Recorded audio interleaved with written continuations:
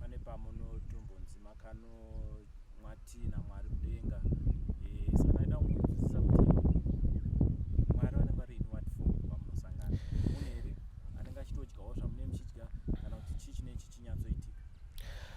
Chekutanga rifa tamboexplaina kuti who is God. God operates in many dimensions, like the president, the army command, the president, the chancellor, azvakawandisa nditika munhu one. Mukwana achikepa vanhu president vachikepa vanhu vezvechikoro. He's not the army commander, nditika he was the chancellor. Even God is the spirit, that office could God. Anditika. But in heaven vanowanika saka that spirit ine mainopinda sezvakaita Jesu. The spirit which is God yakapinda mumuviri wainzi Jesu ndobva achirarama. Emmanuel, you are God with us. Saka for that uri kuona Mwari in which form? God is the spirit haaoneki. Anditika. But ukaenda kuheaven unoona vari in the form of the ancient of days, musharukwa wekare kare. Unoona the old man, the white hair inenge ichipenya inenge ine raises. Anditika. Then ukati dzike panyika anenge ava an ordinary person. As Genesis chapter 18 panonzi vakashanya mumba maAbrahama vakadya. Mumba maAbrahama pakazonzi next year Abraham anenge ne mwana akazinza kuzonoparadza Sodoma, pakazonoparadza Sodom. There were three. The Bible says 3 men. Then after that 3 men pakazonzi 2 angels akaenda, 1 angel yakasara. Who was that angel? Kureva kuti vava ne body say yedu iyi. Saka kureva kuti waona Mwari in which form? Not in the spirit. Ukaenda in heaven vanenge vari mu ancient of days. So in heaven ndinoona in ancient of days unechitoona the body yemusharukwa wekare kare. Panyika vanenge vari the simplicity sezvakaita Jesus Christ. Zvokuti unoona kusangana Mwari panyika ukasatombozviziva kuti saka kana vari mudhati simplicity body he can do whatsoever. Vakada kudya vanodya sezvakaita Jesu panyika aitodya, aitonzi mwana weson of kapenda, aitokapenda achiita, but ari Mwari. Saka in that form panyika kana vari panyika mukanzwa pachinzi prophet was with God, panenge kubuda nyaya dzakadai dzokuti God ate. Hazvina basa panyika. Vanotodya zvakaita mumba maAbrahama vakatonzi vakaurayirwa nyama, vakadya nyama, vakabhekerwa bosi panonzi Sera kanzi bheka, vakapiwa nemukaka zvese. Anditika vanenge vari mudhati simplicity. Saka fa unzwisisa mai munanga kuti akuna Mwari avadyi even mukati samana rained from heaven. It's angelic food inodyiwa. Anditika it rained chingwa mana chinongori whitish bread yakanaya, it's angelic food. Saka kudenga kunodyiwa, but vari mu which form? But vanozoti kwazoti mabrai aya haisi atizoti mabrai anonzi masacrifices. Zvakangofanana kungopisa nyama chete, then God smells that smoke. Sacrifice of Old Testament. But vanhu pakaitika nyaya vanozononyoro nechepaside boss vada kuti zvinhu zvazvitengwe zvozodiswa zoti prophet wakaitira Mwari mabiko, prophet wakazodai wakati Mwari aiwa. Yes, God eats, but in which form? Not in the God the spirit. Not God in the ancient of days avadziki vari muoffice of God the ancient, because vakadzika this earth can inokwanisa kuita inonzi melting zvoti hapana chinosara chiripo. Saka vanotouya vari musimplicity like Jesus Christ. Even Jesu asati auya akatomboya kuOld Testament kuna naShadrach naAbednego panonzi the son of a man, the fourth man anga ariko. Saka inongoinge ichingonzi appearing, ongoappear oita zvaari kuda, antooneka mukana achida kutodya he can eat, hazvina nabasa rese because ari musimplicity. But akangobuda mudha, saka panyika vanonzoshandisa that simplicity body. Sezvakaita Israel yaitomuona achitogara naye achitoparidza ari Mwari achitoparidza zvinoitika. Saka ndinoona Mwari in different forms. Ancient of days, the simplicity. Saka kana ari musimplicity ndokuna pane imwe time ndakambofamba with God from Sunningdale to kunda kuPrayer mountain yangu, but no one knows kuti who is that person because vanenge vari musimplicity. So ndipo katofamba kunonzi vava nechena, Abraham akati hey une kunu, vaitofamba muroad but vanhu vakatoona kuti mimi uri kufamba. Saka unoona kuti achitofamba munhu hauzoti ndiani wanda kutaura naye, hauzoti ndiani because vari panyika vanogona vari musimplicity zvokuti I walked with God from Sunningdale kunda kunonzi kuna airport road. So pane maPrayer mountains angu tichitoita meeting kusvika tapedza. Saka haukwanisi kuzviziva unless it is revealed. Vamwe vakatoti hamene vanhu vari kufamba but Abraham akati this is God. Saka mudhati simplicity he can do anything. Mokwanisa kuti tanyaya kutochata kuti achati mese mukatotaura mese because he is a human being. So pane vandakambotarisa pamwe pamainterviews zvinyorwa zvenyu zvinoratidza uchitaura nyaya yemarings kubva pana Mwari kusvika pamuri zvakamira sei? Alright, maranks ndingati nini, regai nditange maranks zvaari. Tine the honor of the heavenly army who is God. Christ anonzi the owner of the heavenly army foot, who is the per second. Thirdly, tine anonzi the owner of the heavenly army foot, Michael. Then fourth, ndo panoziya the heavenly army commander.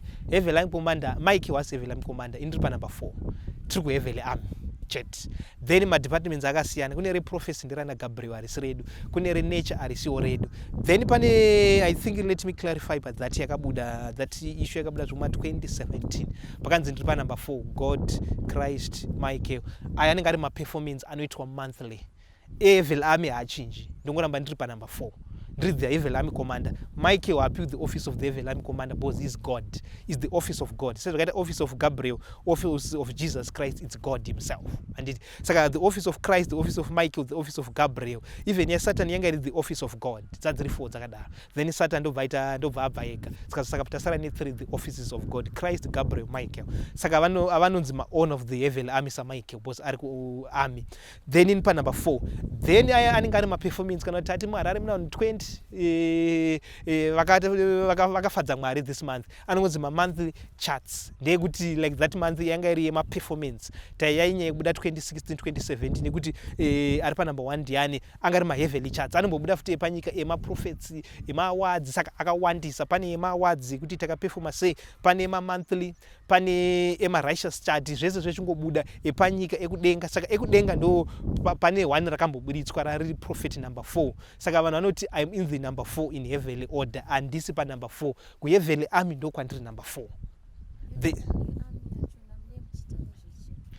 Alright, let us go to the Bible. Kunonzi atiri nenyama neropa as Apostle Paul. As we wrestle with the flesh, we do not wrestle with the flesh and blood, but with the principalities in the spiritual realm and the dark world, which is the kingdom of darkness or Satan ma fallen angels ake. Saka as the evil army commander ndo basa redu. Sepanonzi Daniel akanamata mindoro yake ikabatwa ni wakuru veku Persia. Mweya yaitonga ku Persia, wakuru veku Persia ndo kabata mindoro ya Daniel. Then Mike came to fight. Saka basa redu is to fight spiritual battles.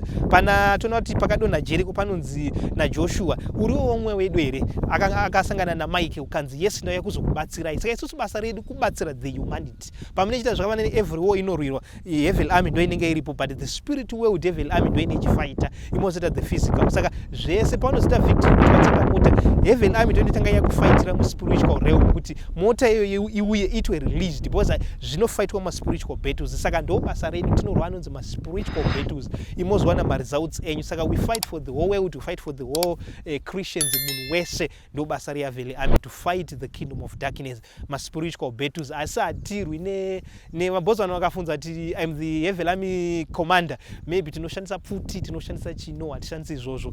Ngandire ku book of Jude panonzi Michael rebuked the devil kuti atore the board of Moses. So tine zvinhu zvatoshandiswa zviri spiritual zvisiri zvephysical. Matenge enyu amunoziva mafighter jets nechi aiwa zvakatosiyana. Ma spiritual battles haarwiwi sezvinoitwa maphysical battles enyu.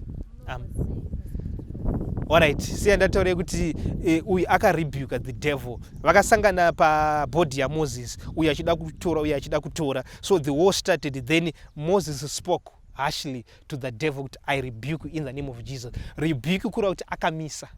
So ukangwisa zvatoita pekuti I arrest you the devil handitika hapana munhu anoona achiti tasunga munhu anenge ane demoni yatobva takuti I arrest you the devil handitika munhu anobva ati but hausi kuona cheni kana chi ndo inonzi spiritual battle yatiri kuita yekuti demoni racho rinongoti I arrest you right now robva ramira rakati watorisunga rati warisa in control of you. That's the same zvatinoita. So Mike anoti I rebuke you kuti usatora this body. Satan ndobva asiya ndobva afreeza Mike ndobva atora body atoenda atofighta the spiritual battle. So that's how we fight. Saka position yenyu yamunayo haisi yakangofanana nemamwe maprofits here because kana mchiti muri kufighta mchidaro ivo vari kuitawo the same.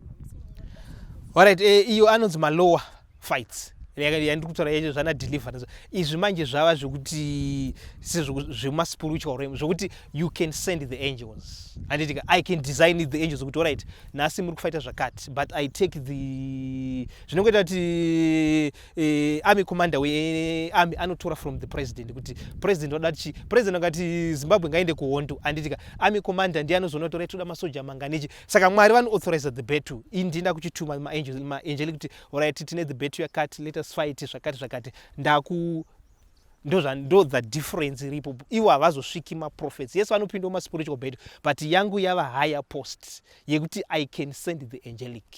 Ndotoshanda nadzo, ndotori the army commander wavo, ndini mukuru wacho. Maspiritual battles anorwiwa every day, every minute, every second. Maspiritual battles akawandisa because fungai vanhu vari 7 point something billion.